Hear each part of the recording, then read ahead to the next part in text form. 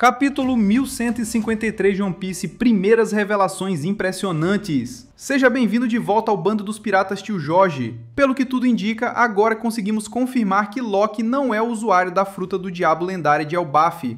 Na verdade, quem pode ter comido essa fruta é o próprio Luffy, o Chapéu de Palha, com a lendária Gomu Gomu no Mi. Se a gente puxar a linha do tempo, 14 anos atrás a fruta desapareceu e 13 anos atrás foi o Shanks quem a roubou de um agente do governo mundial. Isso já nos dá uma boa base temporal para montar a teoria, mas claro, ainda há muitos buracos nessa história. Agora, a grande dúvida é, a lendária fruta de Elbaf e a Gomu Gomu no Mi são realmente diferentes? Ou na real são a mesma fruta disfarçada com outro nome? Comenta aqui embaixo antes que o Oda revele tudo. Vamos ver quem acerta na previsão. Seguindo com as teorias, tô me dedicando muito para estudar e analisar a verdadeira identidade da fruta lendária relacionada ao reino dos gigantes. Será que ela tem conexão com Nika? Ou será que o nome correto mesmo é Nika, aquele da mitologia registrada nos antigos textos sagrados? Inclusive, a ilustração na Árvore de Adão mostra a figura de Nika. Isso pode ser a chave para desvendar a verdade sobre a fruta mais misteriosa do momento.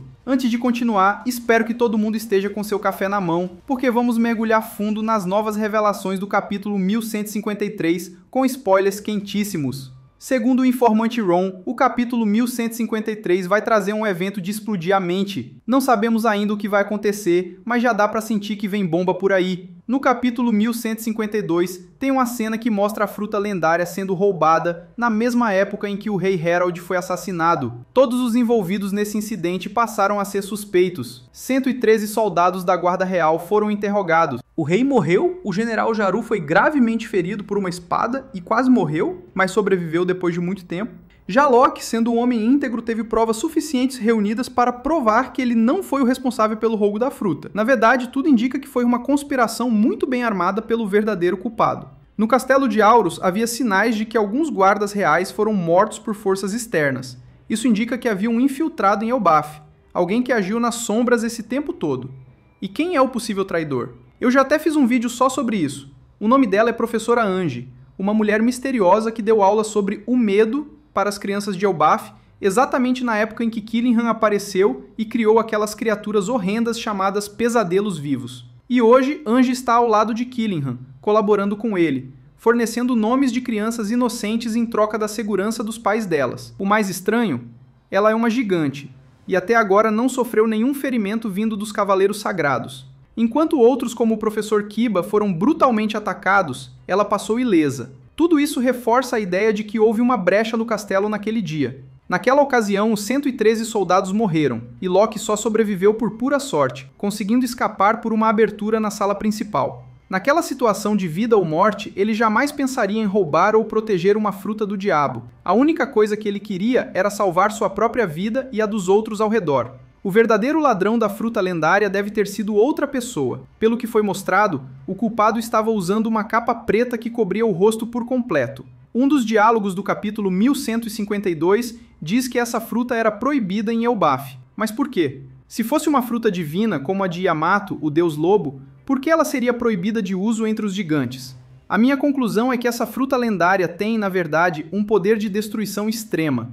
Tão perigoso que os próprios ancestrais de Elbaf proibiram o seu uso. O príncipe Loki até já disse antes que, se despertasse esse poder, ele destruiria o mundo inteiro. E talvez ele estivesse se referindo à verdadeira natureza dessa fruta. Talvez ela seja uma maldição passada de geração em geração, e sua liberação possa provocar uma tragédia mundial. Isso nos leva a uma outra pergunta. A Gomu Gomu no Mi fazia parte do plano do bando do Roger? Nos registros antigos, toda vez que Nika aparecia, o mundo mudava. Então será que eles já conheciam essa fruta? O problema é que a fruta sempre renasce em um lugar diferente, então a localização dela é imprevisível. Por isso, os piratas do século perdido precisavam saber onde ela estava para começar a revolução. Agora, por que a Gomu Gomu foi roubada 14 anos atrás, mas só foi recuperada pelo Shanks um ano depois? Esse intervalo de um ano é muito suspeito, tempo demais para uma missão tão delicada. Ah, e se essa fruta for mesmo a Nika, não é à toa que a Imu-sama e os Cavaleiros Sagrados tremem só de ouvir o nome. A própria Gorosei já deixou claro que tem o retorno de Nika. Se essa fruta reaparecer, o governo mundial vai entrar em pânico. Vamos imaginar o seguinte: se o governo mundial realmente capturou a Gomu Gomu no Mi e a escondeu dentro de um baú no castelo de Aurus, eles realmente precisariam de um agente especial para transportar essa fruta? Na teoria, bastava segurarem o baú e usarem um círculo mágico de teletransporte direto para Mary Joás, e fim de papo. Então por que tanta complicação? É aí que mora a dúvida. Isso pode indicar que a Gomu Gomu é de fato a fruta lendária proibida de Elbaf. E tem mais, se quem roubou a fruta fosse mesmo um agente do governo, por que ela teve que passar por um transporte tão arriscado? Não faz sentido. Por isso, até hoje, ninguém sabe ao certo quem roubou essa fruta. Mas dá pra apostar que não era ninguém da realeza de Elbaf, e com certeza não era o Loki. Se era mesmo a Gomu Gomu, ainda não dá pra afirmar com 100% de certeza, mas tudo aponta pra isso. Vamos nos aprofundar no plano do governo contra o rei Harald e o príncipe Loki. Não foi por acaso que Loki foram convocados à sala do rei. Aquilo já era uma armadilha. O objetivo era forçar Loki a trair seu povo, ou simplesmente eliminar todos ali. Segundo o governo, Harald falhou na missão que lhe foi dada para Elbaf, transformar os guerreiros gigantes em soldados do governo mundial. Mas influenciado por Shanks e pelas verdades do mundo, Harald fez o oposto. Criou escolas e bibliotecas para libertar as crianças desse destino sombrio de virarem armas de guerra. Infiltração no reino dos gigantes. O governo então infiltrou uma espiã em Elbaf, uma mulher cruel que começou a treinar e manipular crianças promissoras, tudo para vendê-las como soldados ao governo. Muitos gigantes que hoje estão na marinha foram resultado direto disso. E foi só depois que Carmel foi devorada acidentalmente pela Big Mom que o rei Harald decidiu romper de vez com o governo e seguir seu próprio caminho. Ele chegou a quebrar os próprios chifres como símbolo de que o povo precisava abandonar o antigo ideal guerreiro e buscar a paz com outras raças. Um contraste total com quem ele foi há 109 anos. Harald tinha 2 filhos e percebeu que estavam sendo usados como ferramentas de guerra. Isso o fez mudar completamente como rei e como pai. Assim como Kuma mudou por causa de Bonnie, que foi forçada a virar Shichibukai.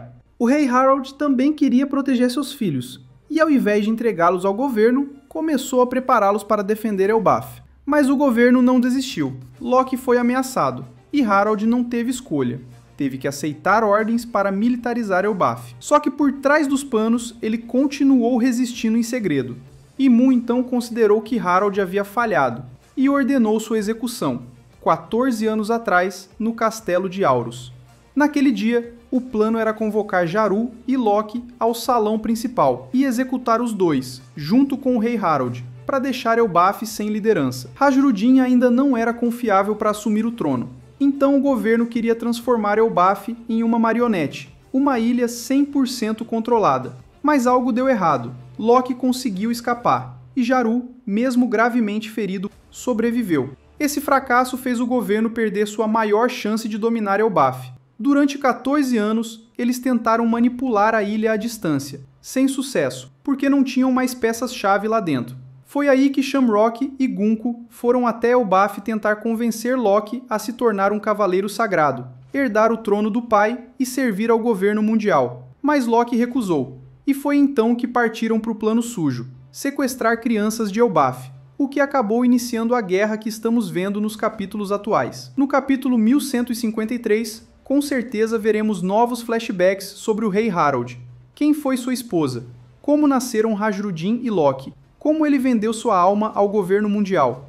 E o que o levou a mudar tanto sua personalidade? Aos 45 anos, ele era arrogante, se achava um deus, mas acabou se tornando um rei sábio, amado por todos os gigantes. Talvez a gente descubra mais sobre Harald. Será que o rei Harald chegou a participar da conferência de Reverie? Recentemente, Raiden revelou uma imagem marcante. Uma mulher segurando seu bebê nos braços. Isso deve ser um flashback poderoso, mostrando o nascimento de uma criança importante. Talvez seja Ripley, mãe do Colon, como já vimos antes. Se for um flashback dela, momentos antes de salvar o filho na árvore número 8, se prepara. Vai ser de cortar o coração. Afinal, nesse mundo cruel, mães sempre se sacrificam pelos filhos. Muitas morrem para que eles sobrevivam. Mas será que o bebê dessa cena é o próprio Loki? Ou talvez o filho da rainha de Elbaf? E ainda tem a imagem de uma mulher dançando. Parece uma dança do ventre, liberando um perfume que seduz o Zoro. Mas quem será que está mexendo com o coração do espadachim agora? Essas foram as revelações do capítulo 1153. E antes de encerrar, um salve mais do que especial para vocês, meus nakamas, que colaram no último vídeo e deixaram teoria braba nos comentários. Vocês são os verdadeiros comandantes desse navio aqui. Quero agradecer de coração a cada um que apareceu por lá. E ó, os nomes de vocês estão passando aqui na tela agora, porque merecem esse destaque. Valeu demais por sempre fortalecer, deixar aquela teoria maluca, ou certeira, vai saber, né? Curtir, comentar, compartilhar e fazer parte dessa tripulação que só cresce. Então, se você curtiu esse vídeo, não esquece de deixar aquele like maroto, comentar tua teoria aqui também e, claro, se inscrever no canal se ainda não faz parte do bando. Tamo junto e até o próximo capítulo da nossa jornada no mundo de One Piece.